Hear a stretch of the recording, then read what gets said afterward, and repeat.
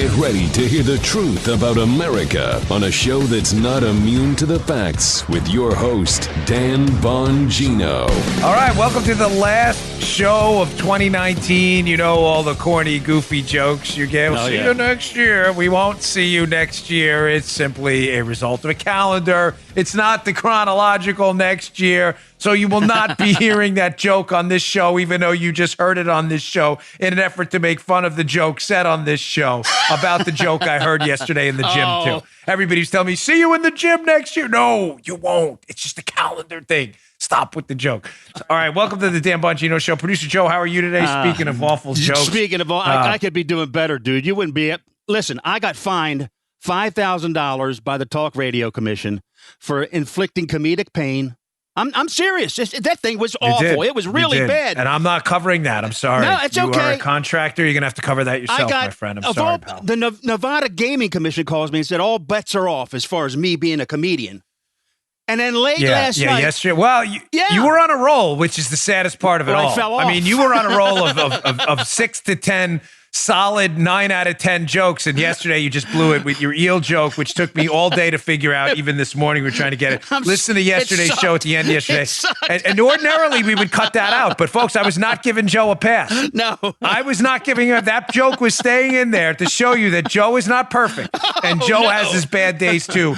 That wasn't even a 2 out of 10. That was like the mega force of jokes. Remember that movie, Mega Force? Yeah. It was the Ishtar of jokes. It was so bad. I'm sorry, folks. I apologize. It was horrible. That's all right. You see, Joe's human. He apologizes, unlike politicians who refuse to do it.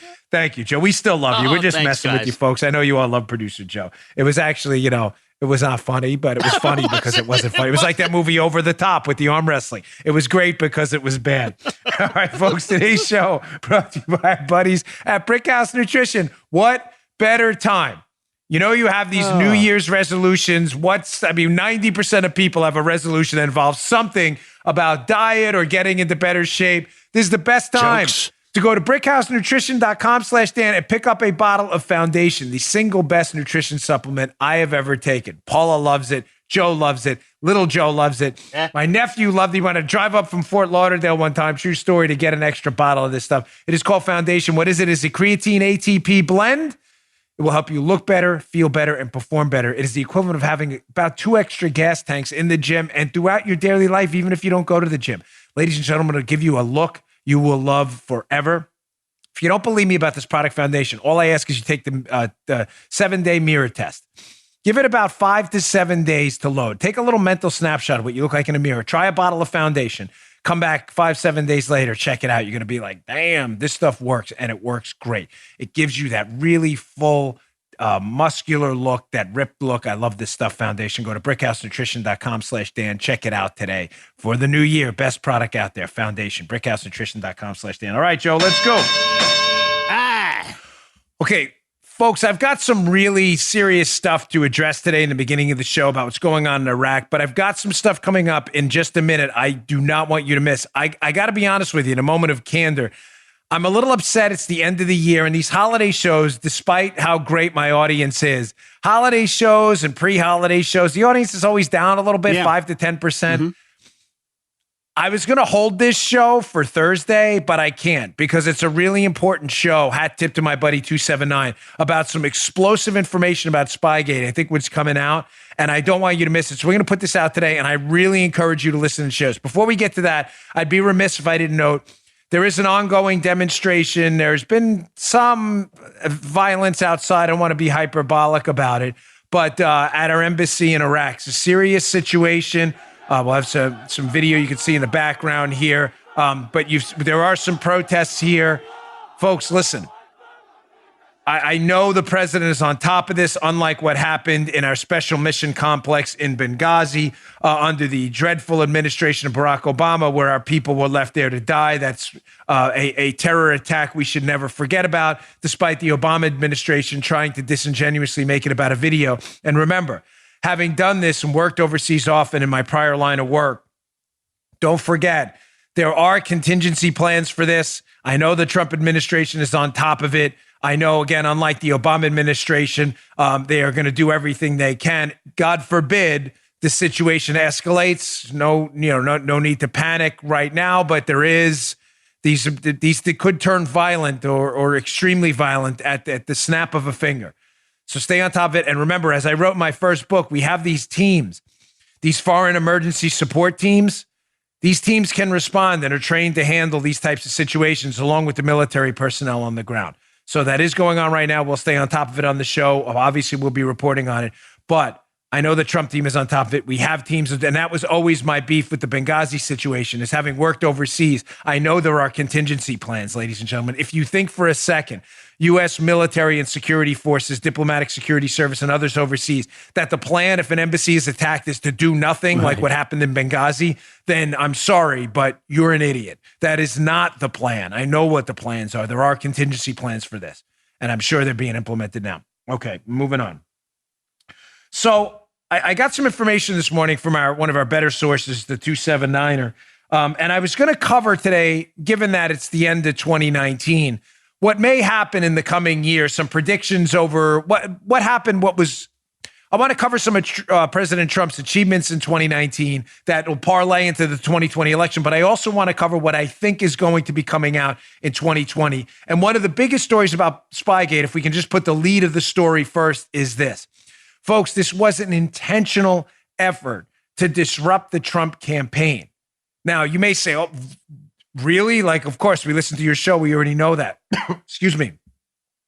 Folks, that's still not the narrative that the media is willing to put out there. The media folks, Natasha Bertrand, Devlin Barrett, and others, the media folks that were in on this Spygate thing, working with the deep staters and the leaks to coordinate the story, are still insisting that this was somehow a legitimate probe. Listen to me. It was not. This is important. I know it seems like this is your big break. No, I have evidence, and I'm going to show you documents and stuff that's going to blow your mind. But this is the story. I can't tell you this enough, and I don't want to lose the lead in context of what I'm about to put out. This was never a legitimate operation, neither criminal nor counterintelligence. It was always an effort to stop President Trump from being elected, and when he was elected, to sabotage his presidency and lead to impeachment. Please tell me you understand that. The evidence that this is the case is now piling up dramatically. Let's get to it. Folks, so remember, keep the headline in your head. This was never legitimate. It was always an effort to sabotage a campaign and sabotage a presidency. Everybody got that? Yeah. Let's start laying out the evidence here. Let's go back to this New York Times article. And I want a hat tip at Thunder B on Twitter. Always attribution is appropriate. That's where I found some of these articles, and that's where some of these highlights come from within the article. So good job on that. Not enough people properly attribute that in this sort of space, in the content space, and I always hated that. It happens to us all the time. But follow this article, okay? This is a December 12th, 2016 article by Matthew Rosenberg at the New York Times. Michael Flynn is a harsh judge of CIA's role. Now, keep in mind what we're talking about here. This was a deliberate effort to sabotage the Trump campaign and the people involved in it. Why? Well, you're probably thinking the answer is obvious. They just hated Donald Trump. Yeah, folks, they hate every Republican. The media are liberal activists. And I don't believe that Trump was the only campaign they spied on. Again, that's why I call the scandal, and many others refer to it as Spygate, the title of my first book, and not Trumpgate. Having said that, it was not that they hated Trump that was the impetus for them to spy, folks. This article we just put up at the New York Times, remember, Mike Flynn, Lieutenant General Mike Flynn, became an open advocate for Donald Trump about halfway through his campaign. And certainly by December of 2016, it was well known that Mike Flynn was going to have a role in the Trump administration. He was talked about as a VP pick. Remember that, Joe? Yeah. For a long time. Yes, I do. Uh-huh. The only thing I think that stopped that or put a halt to that was his position on abortion at the time, which didn't comport with a lot of conservatives, me especially. And I think that's the only thing that really put a stop to that. But Mike Flynn was being discussed as a potential VP.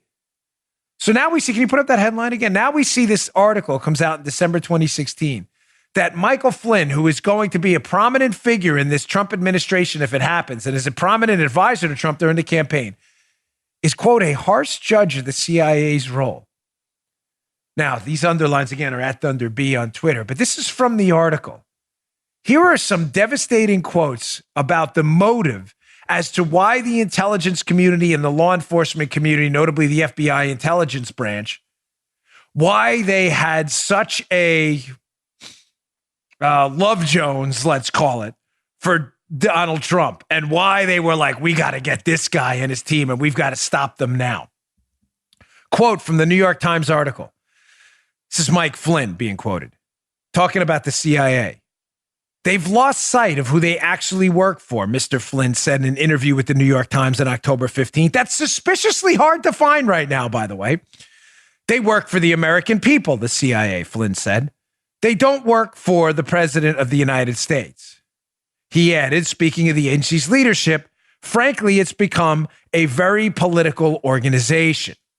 Mr. Flynn's assessment that the CIA is a political arm of the Obama administration. Listen to this. Let me read this again. Listen, again, we're getting to motive.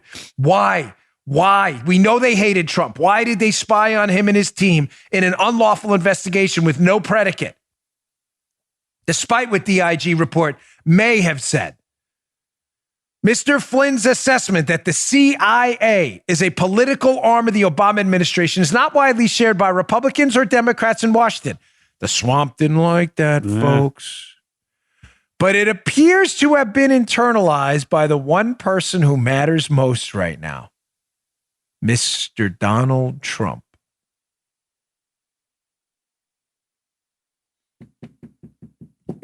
Oh, we got more. You're not going to want to go anywhere for this show. So again, what's the lead? This was always an effort to sabotage the Trump campaign, later the Trump presidency. Always. It was a reverse engineered crime. By reverse engineered, folks, I mean they had already established. Audience Ombudsman Joe, step up right now because I need you now more than ever. Mm-hmm.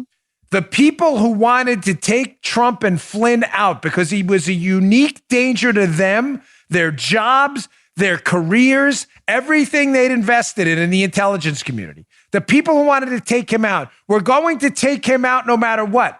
And they were going to fabricate the evidence later. In other words, they found a crime and manufactured evidence rather than the way it usually works, which is someone brings evidence of a crime, which leads to an investigation. Yeah. Okay. This all went in reverse order. It was a constant effort to backdate, fill in missing plot holes, fabricate information where they couldn't find evidence, all because of what? They were going to conduct an investigation into Trump to spy on him and his team no matter what. The evidence was engineered later. Mm-hmm. I say reverse engineered because that's not the way any of this works. Sorry, I'm distracted a little bit by Donna Brazile on Fox right now. I have no idea what she's doing. She's got like a tiger cup on the air. It's very weird. That's what I'm looking at. My apologies. They were always going to fill in missing pieces of evidence, even if they had to fake it, because Mike Flynn and Donald Trump terrified them. Folks, I've been saying this since episode 628. Understand that. This was never legitimate. It was an effort to sabotage these people because they were highly suspect of what upper-level people at the CIA were doing. Flynn's clear as day in that quote. He suspected that the CIA had become a de facto political organization and not an intelligence one, working on behalf of the Obama administration. That must have terrified the Obama administration because Flynn was the head of the DIA and must have known all of this, the Defense Intelligence Agency. Mike Flynn was an upper-level intelligence official in the Obama administration. Can you imagine the damage he would do as vice president or some upper-level individual in the Trump administration exposing all of the spying and the malfeasance the Obama team had been involved in for political purposes, not intelligence ones? The quote is right there. Mike Flynn, the CIA become a political arm of the Obama administration.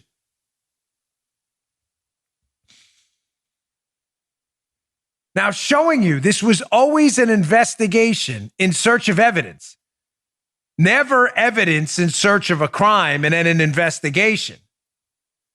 They kept manufacturing this stuff as their motives, and the evidence failed to produce anything on these people.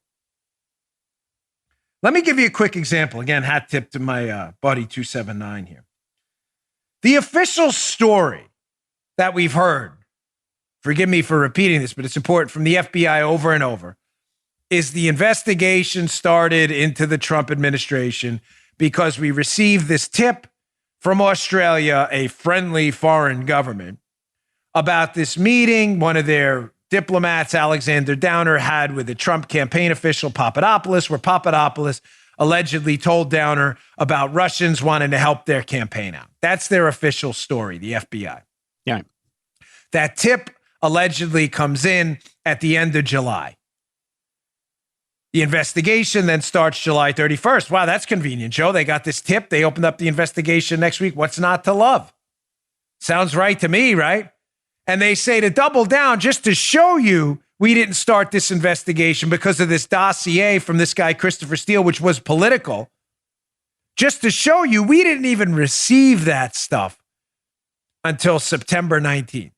You got it? Uh-huh. They built in their own alibi. We didn't receive the Steele information, Joe, to September 19th, and we opened the case on July 31st. So it's not even possible that political information from Steele laundered by Brennan's CIA had anything to do with this, because we didn't get it, the FBI, until September 19th. Is that really true?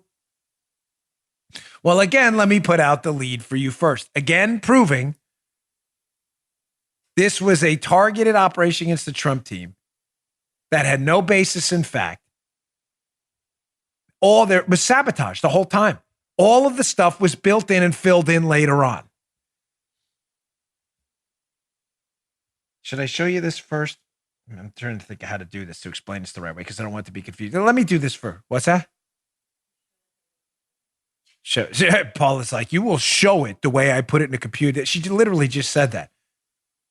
Shows you who I work for in this place. This company's called Bongino Inc. It should be called Paula Bongino Inc.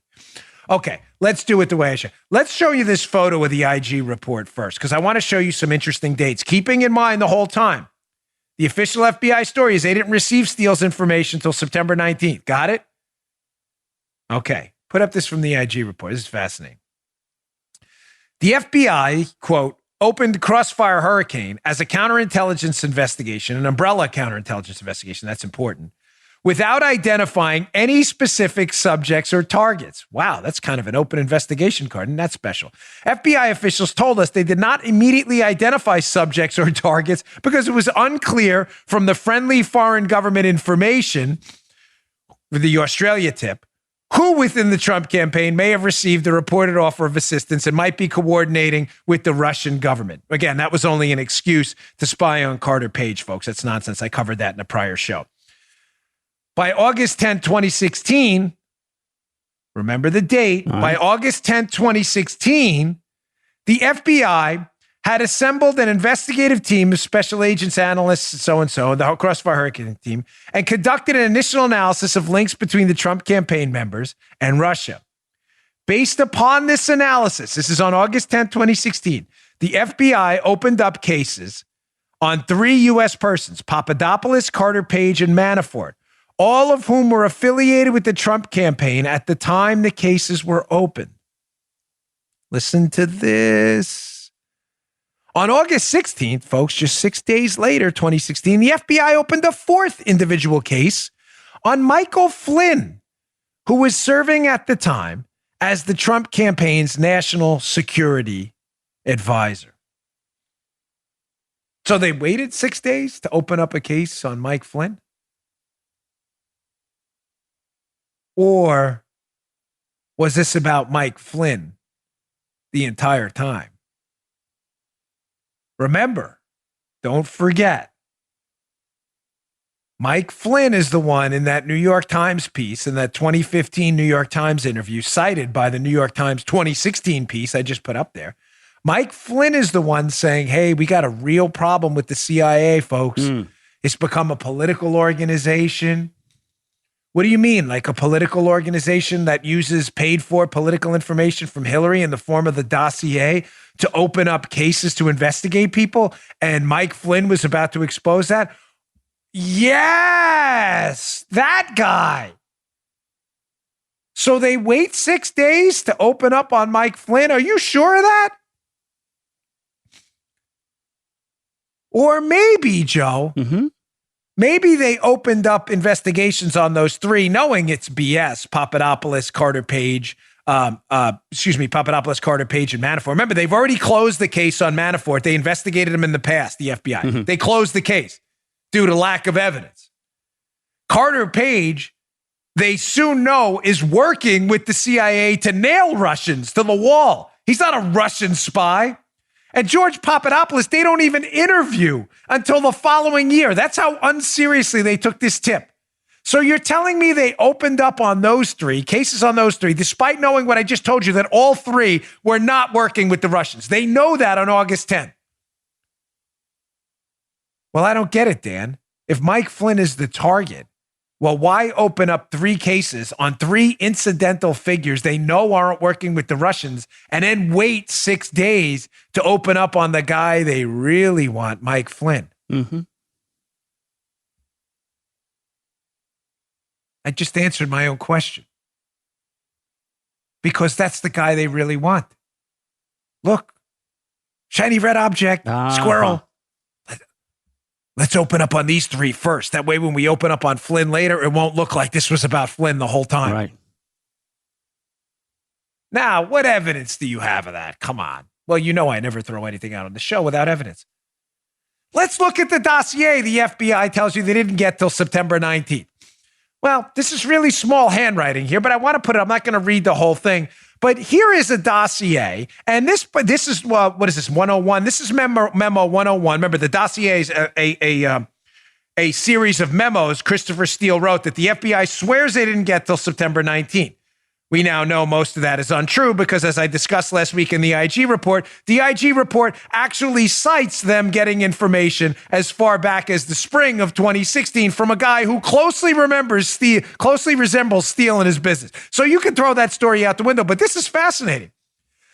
In this memo 101, look who's mentioned at the top. Matter of fact, it's the only time he appears in the dossier. Who is it, Joe? Joe's like, I don't know. My eyes aren't that good. Frankly, either are mine. But Mike Flynn, there he is.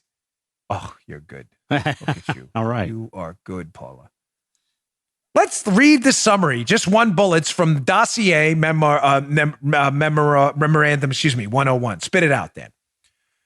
Kremlin's engaging with several high-profile U.S. players, including Stein, Page, and former DIA Director Mike Flynn, who makes his one and only appearance in the dossier, and funding their recent visits to Moscow. Wow, all of a sudden, this guy working for Hillary and the Democrats produces this dossier that falsely implicates Mike Flynn in a scandal to collude with the Russians. Oh, let's look at the date on this baby from page 2. When could this have possibly come out? This dossier. Put up page 2 if you don't mind. August 10th, 2016. What are the chances, Joe? What are the chances of that? Gosh, that's crazy talk. Crazy how that's happening. It's crazy. Crazy talk. Nuts, Joe. Yeah, babe. This memo randomly appears. The FBI swears they didn't see any of this until September 19th. Mm-hmm. Of course, September being after August for the liberals who are watching, who, have a tough time with that kind of stuff, calendars and all. But on August 10th, as the IG reports indicates, they open up a Crossfire Hurricane case on July 31st. But on August 10th, they open up cases on 3 people they know aren't related to the Russians at all. And they know it's a fake collusion hoax because they know Carter Page is working with us. They know Papadopoulos isn't even a serious target because they don't even interview him until the next year. And they've already closed the case on Manafort in the past. But they open up those 3 cases in a look squirrel moment because what they really want to do is open up a case on Mike Flynn. But if they open up a case on Mike Flynn, on the dossier information they got on August 10th, it'll look like they opened up the case on August 10th because they got the dossier information on August 10th. Yeah, baby. Yep. Sorry, Paula. I think I just ruptured Paula's eardrum. We may have just blown the Adobe Audition file out of the water. You gave me some work. Yeah.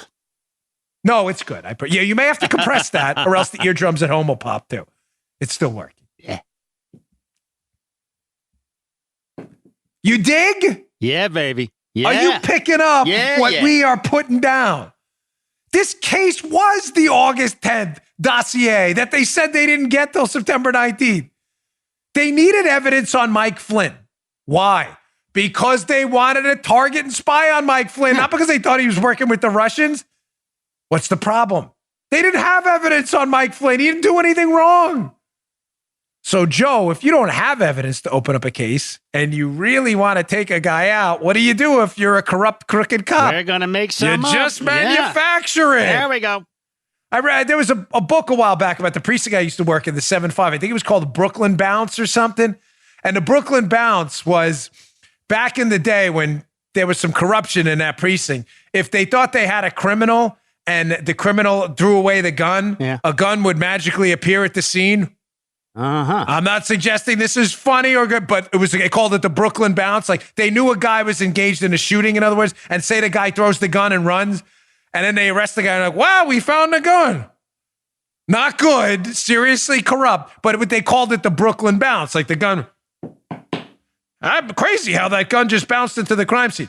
That's what you do if you're corrupt. You manufacture evidence. Somebody probably went to Steele, Joe, and said what? Listen, man, we opened up this case on July 31st, right? Against Chris, blanket case, as the IG report says, this umbrella crossfire hurricane case. Right. So now we can do whatever we want. We did it because of you, Steele, because the information we got, that friendly foreign government Australia tip, that story's crap. Just disregard that. They got that back in May, as I showed you in last week's show. All right. Peter Strzok and Lisa Page are clearly texting about something to do with that tip in May. It's garbage. They know it's worthless crap. They're clearly spying on Trump because of the political information due to Steele. Ironically, the very same thing Flynn in the New York Times article is quoted as warning America about, that the CIA has become a political arm of the Obama administration. So what does the Bureau do? They take political information from Steele on August 10th. Well, we can't open up on this case on August 10th on Flynn, Joe. It'll look like we're targeting Flynn, who's targeting us. So let's open up a case on these three low-level guys first. Well, Manafort was a campaign manager, but we don't have information. But let's just open up on them anyway. And then we'll open up 6 days later on Mike Flynn. So it'll look like we got information on those guys first and then Flynn, not the actual dossier dated August 10th. Fortunately, though, good sources have come forward for us to expose this whole thing. And now you know what is not being covered in the mainstream, what is not being covered in the mainstream media, which is, again, for the 10,000th time, what is going to come out in 2016 is this. I had to write this down because I wanted to say it clearly. This was a deliberate plot to sabotage the Trump campaign, to keep him from the White House. When he won the election fair and square, it was another deliberate plot to constantly search and spy on the team, to fabricate new evidence, to keep the president from succeeding, and to impeach him as well. This was never, ever a legitimate investigation. The May meeting with Papadopoulos and Downer that allegedly starts this whole thing, May 10th. A cable is sent the next day from the Australian embassy about it, to the Australian embassy. I have no doubt the State Department knew about that because May 11th, the next day, there are suspicious texts from the investigators involved in this case, and it appears they're talking about some information they're getting from the State Department. And they're worried about it late at night. They get that information. I'll bet they investigate it. They find out it's nothing. This Papadopoulos Downer meeting is a big nothing burger. They hold it. They keep looking into Steele's information. They're dealing with Steele way earlier than they're telling you. I will bet you they're dealing with Steele as early as the spring of 2016, if not earlier. The problem is Steele isn't producing anything they can verify. They get desperate.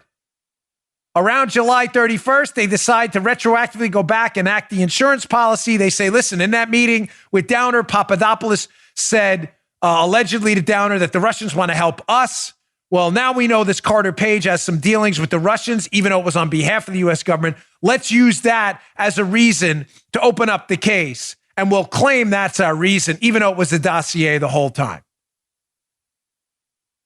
They get this new memo August 10th from Steele.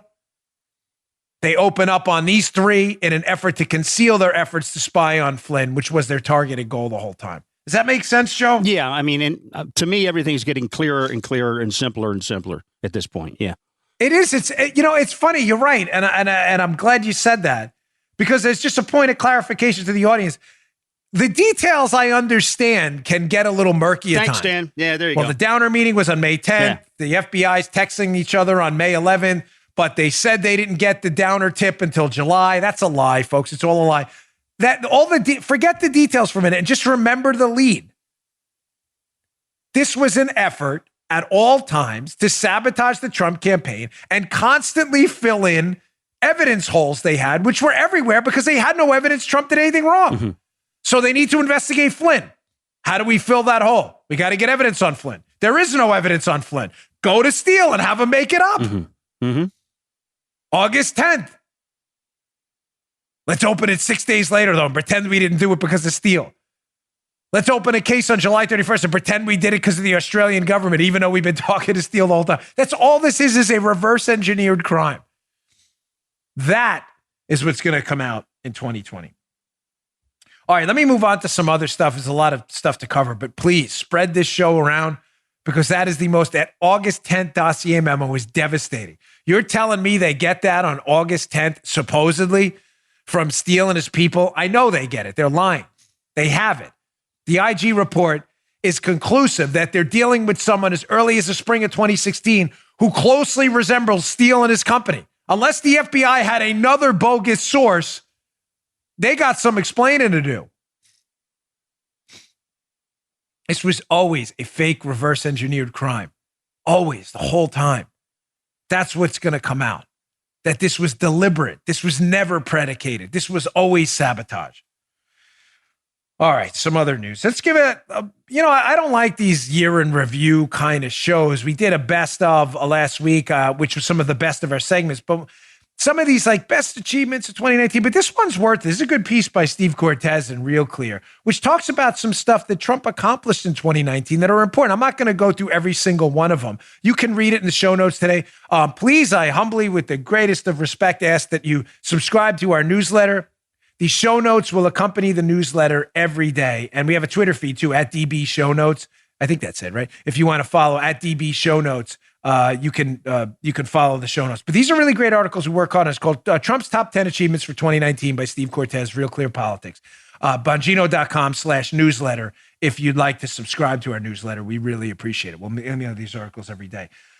Some of the things he talks about that are important because we have a 2020 election coming up and you need the material to go out and advocate for our cause. Listen, folks, the do matters. Action matters. Talk is cheap, okay? If you're not willing to go out, knock on doors and advocate and be an activist in the 2020 election, you just want to be a bystander, listen, I'm not going to knock you for it. People lead busy lives, but I'm sorry. We're getting ready to lose our country here to these police state Democrats. It's time to do something. Even if you go knocking one day or sign waving or whatever it is, or donate a few bucks here, it all matters and it all adds up.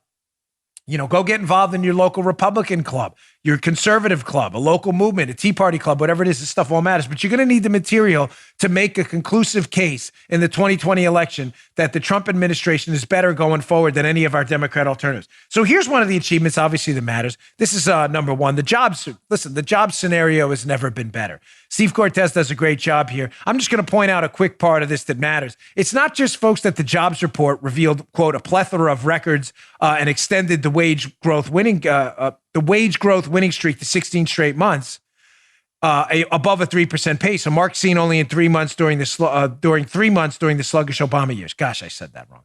Basically, the Trump administration has been kicking butt on jobs for 16 straight months. This is the important part.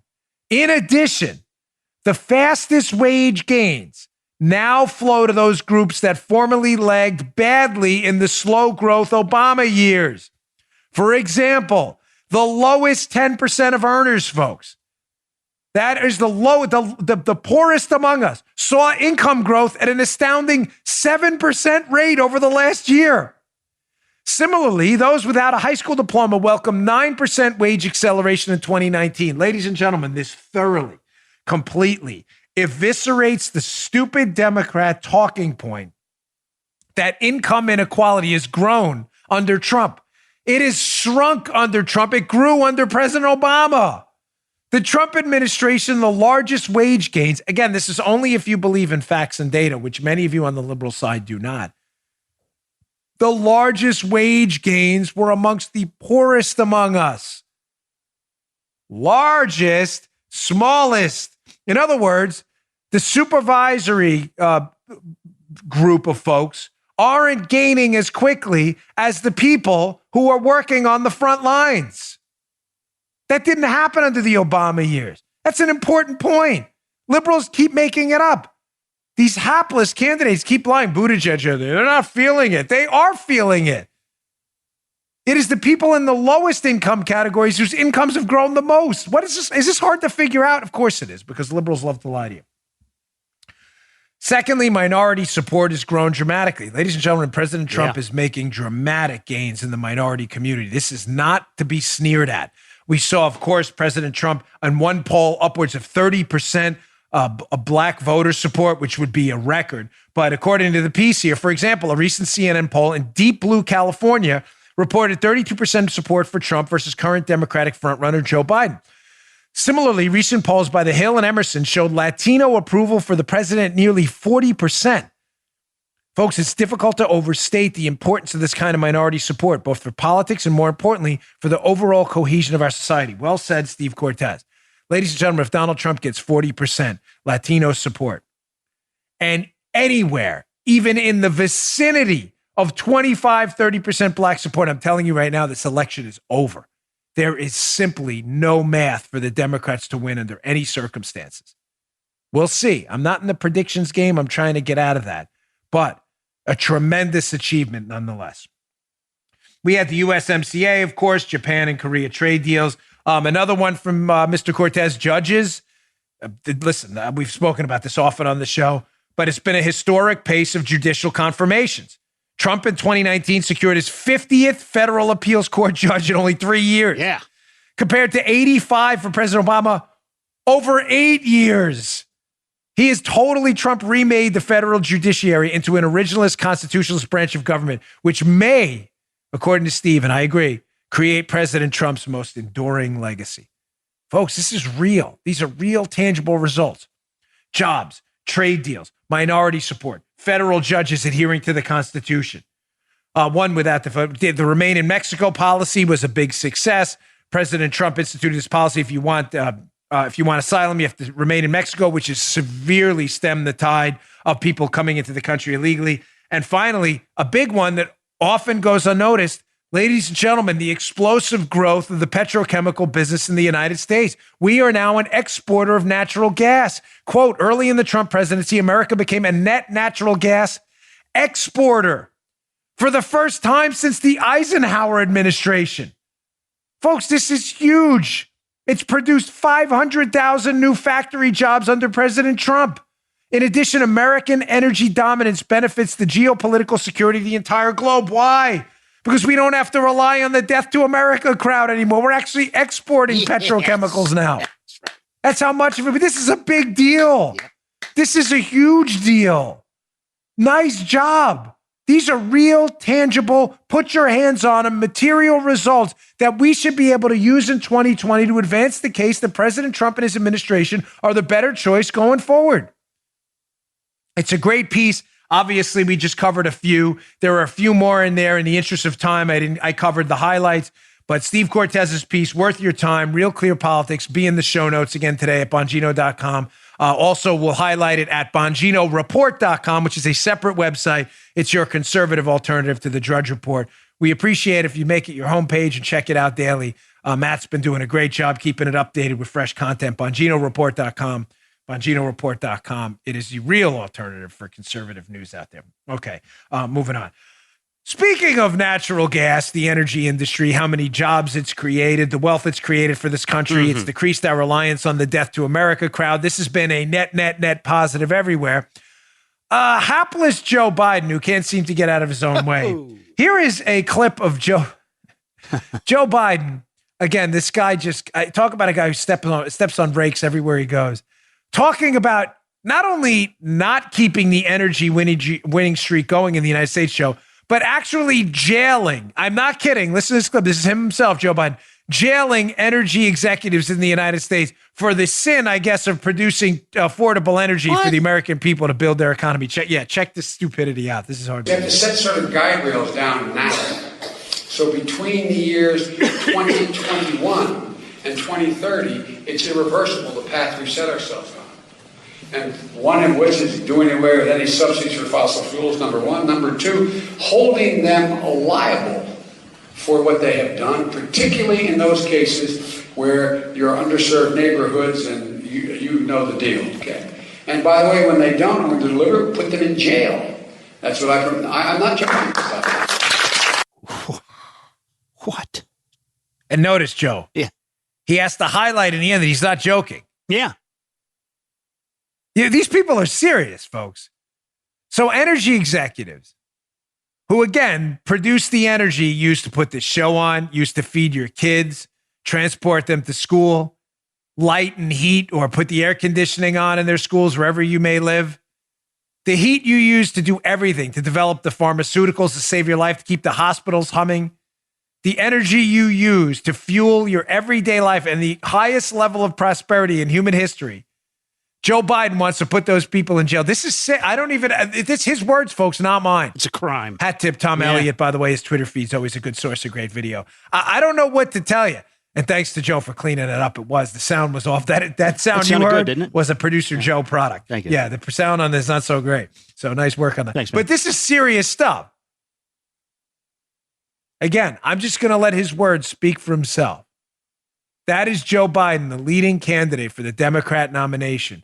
Not only suggesting that the Trump administration's successes with energy production, exports, and manufacturing in the energy space for a growing economy are a bad thing, that we should potentially go full Cuba police state and start throwing people in jail, North Korea style. And people clapped. Yeah. They love it, Joe. They ate it up. Could you believe that? That's a good point. I didn't even notice that at the end. I was so focused. You're right. Yeah, Joe, baby. Yeah, lock them up. Jail, baby. Jail. Kim Jong-un style. Bingo. They're probably sitting there, the people with the parted Kim Jong-un hair and the big forehead. Man, he's sitting remember the suit, the thing he wears, the black thing he wears Kim Jong-un with it looks like a ninja suit or something. You know that thing he wears with the buttons down the middle? They're all probably sitting like that. Uh-huh. Yes. I can't even hit my chin. Much love. Oh my gosh.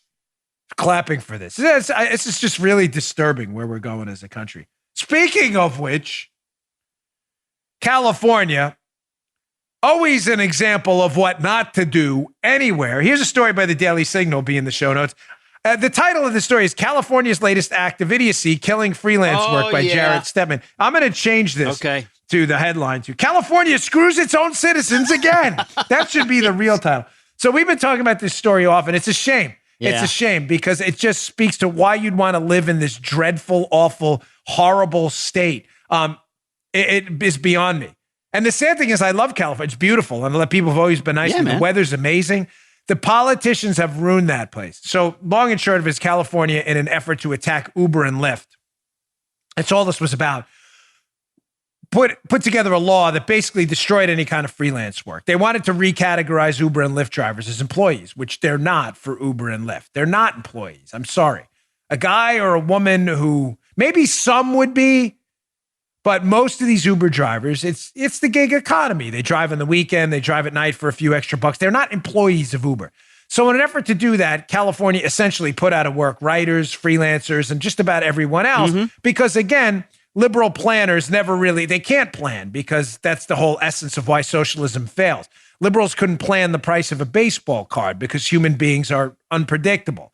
So the efforts of government planners have always failed. So here's a snippet from the piece that talks about how now they're not hiring writers out of California because these companies don't have the money to categorize freelance writers as employees because they're not. So a guy says, this guy, David Swanson, a San Diego writer who was the president of the Society of American Travel Writers, he said, hey, if I'm a publisher from outside of state and I have a choice of hiring a writer from California to do a job or someone from Colorado or Texas or Canada or India, and I'd have no choice but to be sued otherwise, why do you think I'm going to hire? Well, who do you think I'm going to hire? AB 5, that assembly bill in California, simply makes it unattractive to hire writers from California. Again, folks, you just live with a bunch of morons. I'm sorry, talking about the politicians there. You know, and I get a lot of emails, to be candid. It's not necessarily my having lived in 2 blue states, deep blue, New York and Maryland. Joe lives there now. Yeah. There are a lot of good people there. Sure. Maryland actually has a Republican governor, 2 terms now. I lived in New York where there was a 3-term Republican governor, George Pataki, because people got tired of it. But I get an email and it reads like this. I get it probably once or twice a day when I cover a California story, maybe more. People say, again, it's not my words. This is the gist of their emails. Screw the Californians. Why do you care about them? They voted for this crap. They deserve it. Folks, they didn't, okay? California has a population of tens of millions of people. There are literally millions of people. There are, I would venture to say, Joe, there are more conservatives in California than exist in some smaller conservative states in total. I would agree. Yeah. I don't even think that's a difficult math equation. Of population, sure, yeah. You have a population of what is it? What's the population of California? I don't even know. 40, 50 million. I have no idea. Huge. You got to figure in California, there's probably 15, 20 million conservatives. The entire population of Florida is only 27 million. Mm. Is it 40 million? Thanks. Yeah, see, that was a good guess. Thank you, Paula. See, Mm-hmm. She's not the researcher. She's the video producer over there. But she's even doing research there. Wears many hats on this show. I'll leave that joke for another day. I didn't say it. 40 million in California. So let's just say, let's lowball it. There are 5 million, let's say 5 million California conservatives. Folks, these are our citizens too. They believe in what we believe in. Right. They don't deserve any of this. They didn't ask for this. They knew this stuff would be a disaster. It's our job to fight for them too. I lived in Maryland, where Joe is now. There were great conservatives in Maryland. Some of the best people I ever met. We nearly won a congressional seat in Maryland. We won the damn thing on election day, lost in the absentee count 5 days later. In a seat we had no business winning or even coming close on. People do care. They deserve our attention too. I appreciate your emails and I understand your frustration. But if you can and you have the ability to get out of there, I can't tell you with a straight face not to. I can't. But some people can. A lot of those conservatives have businesses there. You know, they're being attacked ruthlessly. They matter. They matter too. All right, I wanted to leave you at the end of the year, our last show of calendar year, obviously 2019. There will be no show tomorrow, by the way, folks, on New Year's. Joe, Paula, me, we're going to take the day off tomorrow. All right. And if I can give you a little inside baseball, it's only fair because the shows are, you know, the audience is always down a little bit. And I feel like if I have good material, I have no problem working every day. Me and Joe didn't take a day off for 4 years. I just feel like a lot of people miss it and then have to go back and double back on Thursday. And it's a lot of time. So that's why we do that. It's not like we're trying to avoid you tomorrow. But there'll be no show. We will be back on Thursday and Friday, obviously. And Friday, we have that interview, a big one with Rudy Giuliani. It'll air Saturday morning, Saturday afternoonish. You're not going to want to miss this one, I promise. I'm looking forward to it, former Mayor Rudy Giuliani. But I wanted to leave you with kind of a funny story at the end of the year. Joe, you haven't seen this, right? Because there was no video, so you don't know what's going on. No, I don't know what you're going to do. Okay, cool. All right. Because this is a good one. So we're talking about California. Look at this story. San Francisco dogs begin bagging people's poop. Holy, it's that bad? We have curb your people. Now, listen, obviously, the story's a joke. It's at the Babylon Bee. Folks, it's hysterical. I read this headline. I thought to myself, how bad is it in California that story, however satirical and funny, that dogs are now curbing the people pooping in California, in San Francisco? How sad is it? Why is that, Joe? Why is any joke ever funny? Because there's an element of truth. Exactly. The only reason that headline's even funny is because people are thinking, you know what? If dogs were sentient beings that had IQs like you, they would be curbing the human poopers. They'd be walking around. Remember the newspaper bags? If you ever curb your dog, people would take them with the newspaper bags and you scoop it in and throw it in a bag. You know, they tie it up and throw it in the garbage. Dogs would be walking around behind people with people. What do they have? The pooper scooper? They'd have the people scooper. They'd be scooping up behind their humans. The only reason that's funny, I never do these stories, but this is what I had to do, is because it's sad. It could be true. If we had like a Planet of the Apes moment where some like gene got inserted into dogs would be walking around like, gosh, these humans are disgusting. They're pooping all over. Could somebody they would be drafting. They had AB5, the law against Uber. AB6 would be a curb your humans law. Be behind people with like, here, buddy, here in the bag now. So pathetic.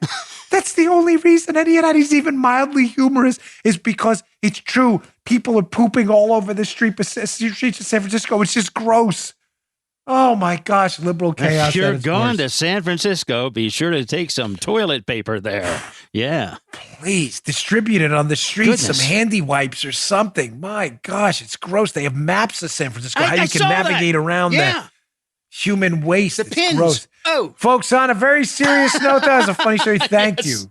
I know I speak for Joe and Paula and everybody else for a really terrific 2019. Just to give you some perspective of what you did. What we do now in a day, downloads on our audio show, viewers on our YouTube video show, what we now do in a day, it took us basically about 4 or 5 months just last year to accumulate in one day. That's true. That's how much this show has grown. The listeners and viewers we did in a day. In months, we now do overnight. That's how much you've spread the word in this show. So thank you so much. It means the world to us. I hope 2019 was great for you. We will see you on Thursday. Producer Joe, have a happy new year. You too. And to you all out there, very happy and healthy new year. Thanks, buddy. We'll see you all on Thursday. You just heard the Dan Bongino Show. You can also get Dan's podcasts on iTunes or SoundCloud and follow Dan on Twitter 24/7 @DBongino.